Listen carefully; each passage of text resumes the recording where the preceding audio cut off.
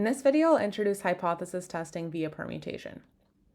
A company might be interested in the question, will changing the design of a website lead to a change in customer engagement measured by the click-through rates, which are the proportion of clicks a certain website or advertisement receives relative to the total?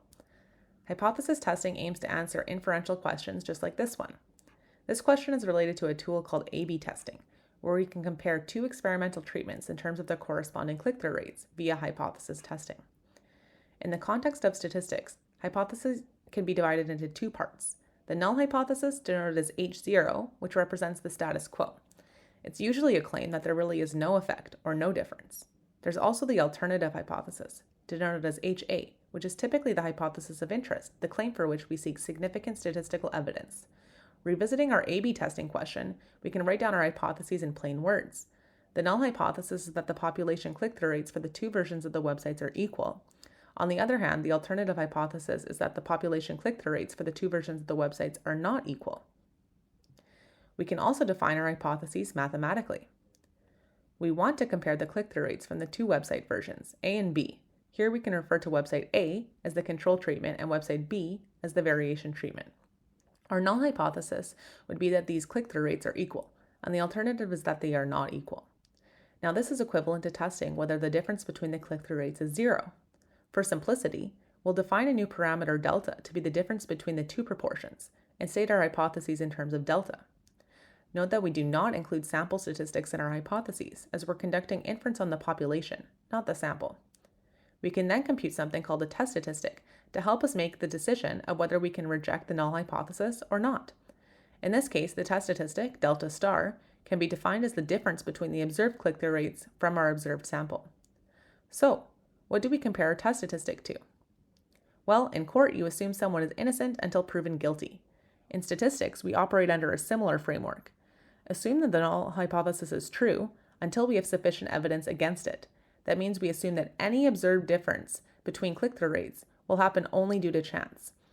We can simulate a null distribution through something called permutation, sampling without replacement. Permutation is a way to simulate the null hypothesis being true. Suppose we have a sample size of n is equal to 10, and observed click-through rates of 0.8 for website A, the control group, and 0.2 for website B, the variation group, and computed the observed test statistic to be 0.6. We can then remove the labels so that we no longer see with a website associated with the clicks. Then we can randomly shuffle the labels and recompute the test statistic with the new labels. If we do this a large number of times, we can simulate the distribution under the null hypothesis, where we assume there is no difference in click-through rates between the two websites. We could then ask, where does our test statistic fall in this distribution? If an observed test statistic falls to either one of the extreme ends of the distribution past some threshold, it's usually specified using something called the significance level alpha. We would think that this was unlikely to happen simply due to chance under the null framework. Thus, using a threshold of 5%, we can reject the null hypothesis and conclude that the population click-through rates for the two versions of the websites are not equal.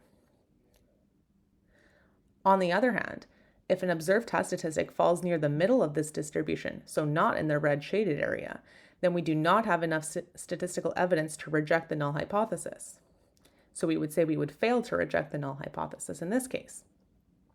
In practice, we compute a p-value to determine whether a test statistic lies beyond the significance threshold.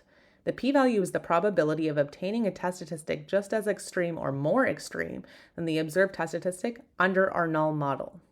If our p-value is smaller than the significance level threshold, we have evidence to reject the null hypothesis. Otherwise, we fail to reject it. So to summarize, these are the main steps of hypothesis testing via permutation. First, we define the null and alternative hypotheses. Then we compute the observed test statistic coming from the original sample. Then we use the null model to generate random permuted samples from the original sample and calculate their corresponding test statistics. Then we generate the null distribution using these test statistics and check where the observed test statistic falls on this distribution and compute the p-value. If the p-value is smaller than the significance level, we reject the null hypothesis. Otherwise, we fail to reject the null hypothesis.